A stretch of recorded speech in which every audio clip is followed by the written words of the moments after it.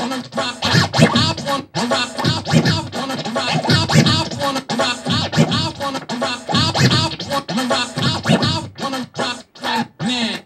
what I mean? So you could like kind of which is dope. All right, so I got so much more.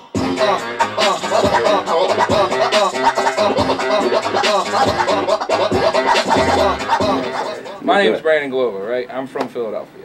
When I was growing up in Philadelphia, like I didn't realize I really loved music, and then I came to Pittsburgh, and I walked into a house one day, and some kid had turntables, and I was like, dude, this is great. And he taught me how to DJ. And then from then on out, I did everything possible to be able to like get to where I am today. College radio, internship at Whammo, worked at Clear Channel Entertainment, kept doing the clubs, doing all sort of parties, producing on my own, whatever. And you know, it's pretty much got me to this point. But here's what I had Facebooked this the other day, or tweeted it, and I said, you know, what's funny is that nothing has changed since the beginning of when I started. My whole formula is putting time into stuff that I love, and now it just pays more. You know what I'm saying? And that's literally what I've done. You know, I was curious, and I was able to like go do things that I didn't want to. You know, like Whammo used to take me to different internship, or like different like just different things that I never experienced, like the Universal Circus. Like that's something I'll never forget. Like, whoa, this is like the craziest circus I've ever been to, you know? Or like meeting Eminem for this first time through Whammo. I mean, really, what it's come down to is just that I put in the work, and I always knew that everything was rooted in something that I was great at, which was DJing. So when I started doing radio, talking on the radio, hey, you know, that whole cheesy radio thing, that was after I was doing this, you know? This was the root of it all.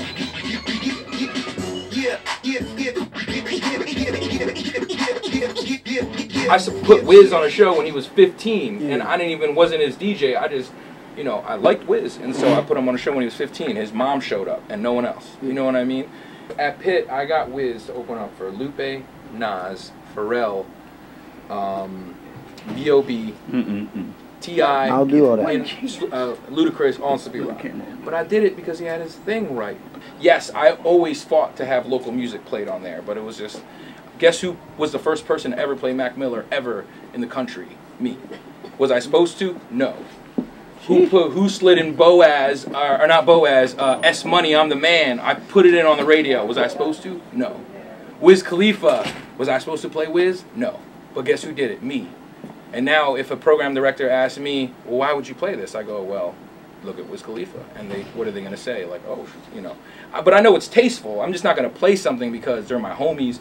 I'm not just going to play something. I'm going to play something that I actually enjoy. So I had to make this decision to quit the radio station. And it was like, you know, I was making X amount of money a year. My name was popping. Steelers, Penguins. I can get any tickets I want.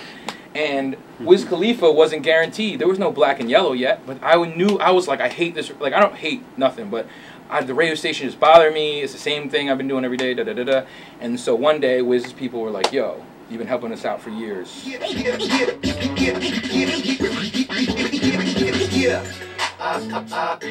So, but what's cool now in recent days is that Wiz asked me to be his DJ. I had to make like this huge decision, and they were like, yo, so basically, we have this single, Black and Yellow. It's going to come out in a few months. We're going to tour the country on small venues, maybe 2,000 to 3,000 people, not even, like 1,000 to 2,000 people. Do you want to join us? So I basically made the decision to leave like 60,000+ a year. I was making DJing money as well, and I quit all that. And I remember crying in the studio at KISS and being like, oh man, this is giving me so much, it's time to leave. And when people ask me how hard that decision was, I say, it wasn't the decision that was hard, it was accepting it. And I had to leave the radio station where it was great for me. Like I had friends, benefits, like the whole nine, like yo, this is like a perfect case of like when someone's comfortable. And so sometimes when you have to get to that next level, you gotta make yourself uncomfortable. And so I made the decision to leave the radio station. People couldn't believe it. They were like, who's Wiz Khalifa? Why are you doing this? What? And I was like, well, I believe in Wiz. And so does a bunch of other people, obviously.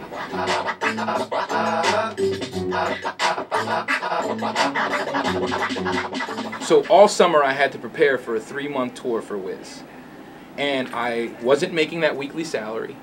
You know, I had to move. I moved out of this awesome place, and I had to put everything in storage.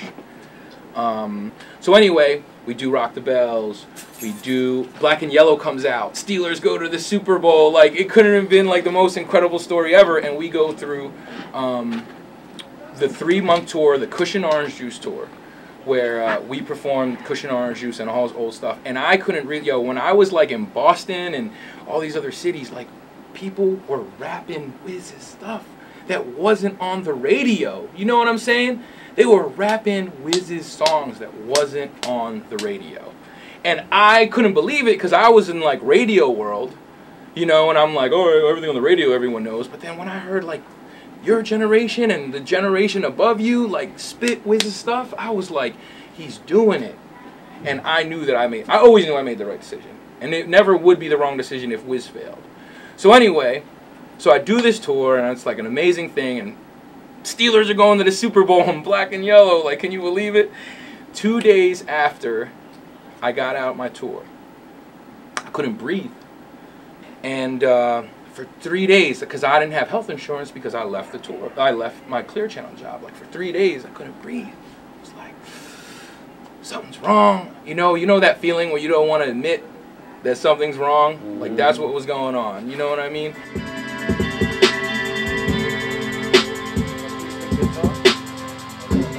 So I finally was like, I gotta go to the clinic because I didn't want to pay this emergency room bill.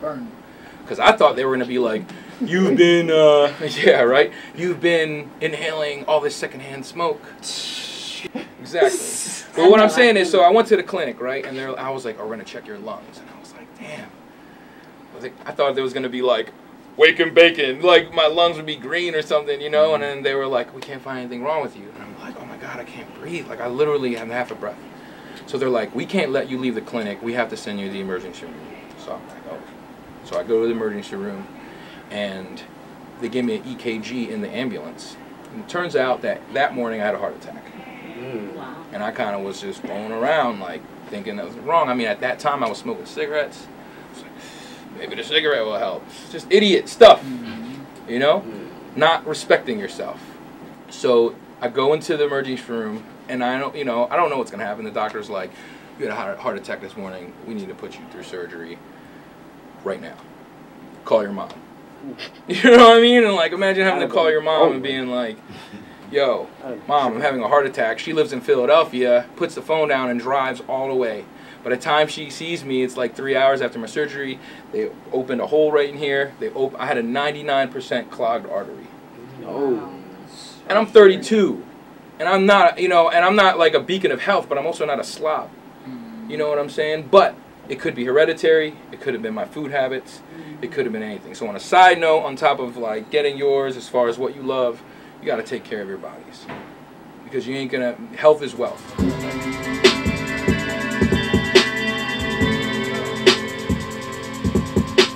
And so basically, after that, I realized that I run, quit smoking cigarettes.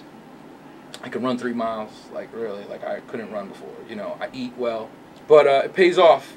So now I can enjoy. Basically, for the next year after that, I had the best year of my career ever. I did Letterman, Kimmel, MTV, BET Awards, BET Fashion Show, played in Hawaii, went to Europe 3 times. Imagine going to like Germany and someone being like wearing a Pittsburgh hat.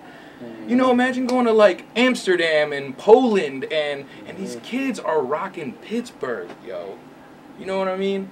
And I'm not Wiz Khalifa, but I know I had a piece of that because we all played our part. So I mean, basically, man, like the moral of the story for me is that I'm continuing to do it. I make beats.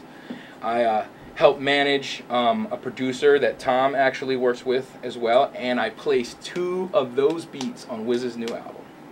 So my man Pete, who was my roommate, who also makes tracks with Tom and records with Preslov, who might have even mastered some of that stuff, are going to be on the Atlantic Records major release of Wiz Khalifa. And that's just a small little victory, you know what I mean? So even like on a side note, we got to make sure everything is good. You look good, feel good, have your package right, have your money in order, no drama with women, I mean, some of that makes great content for rap songs, but like at the end of the day, if you serious about this game, then you need to be serious.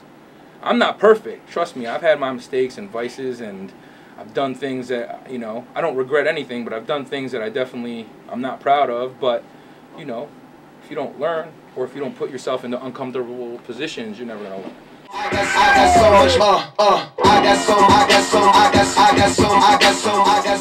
You're always going to have haters. If you don't have a hater, then you're not doing anything. You know? That's something I learned, is that if someone hates on you, then you're doing something. And how you deal with that is a reflection of you. I'm doing something every day then. That's what I'm saying, man. If someone calls you out and says, yo, you're whack, and if you like, what, I'm whack, then that's a reflection of you. Not the person that called you whack. That's a reflection of you. Right. Because you can't handle that sort of thing. You have to have a tough skin to be in this business. If someone tells you no, you got to be okay with that. I mean, there's different ways to go about when you meet people, you know. Sometimes, like when we have interns at the radio station, there's 3 types of interns. One person is too much. Someone that doesn't do anything. And there's a person right in the middle who asks the right questions at the right time and who knows when to fall back. You know.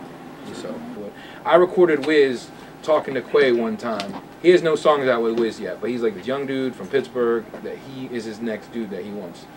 And I heard Wiz talk to Quay, and he goes, I'll give you 3 reasons why I'm successful. Number 1, I keep good people around me. Number 2, I pray a lot. And number 3, I listen to my parents. And then he continued to say, you gotta be willing, and I'm not saying this to you, I'm just saying this to everyone, and not even music, whether it's anything you ever wanted to do in your life, you gotta be willing to go through the shit. The hard shit. Exactly. You know what I'm saying? That's and why so, I'm not on right now. And that's it. Because of the hard shit. You gotta be willing to go through it. I mean, what I'm saying is to talk about it or be about it. Like, exactly. I gotta go through it too. Listen, you know what? 4 days after I got out of the hospital, 4 days, no one could stop me. I went and performed on BET. My mom, everyone was like, you sure? You just had a heart attack. I was like, yo, I worked this hard. Most people would use a heart attack as an excuse not to go to work. I love work. I got so much work hard. I got so much play hard. I got so much. This experience that you're having in here right now, whatever age you're at, like, there's like aspiring rappers and people who are really definitely talented who don't have access to this stuff. Exactly. You know what I'm saying? So it's like you're really blessed to have this. Exactly. Like, we you know, just got this. Like, you understand though? Like, you guys have a story in here though.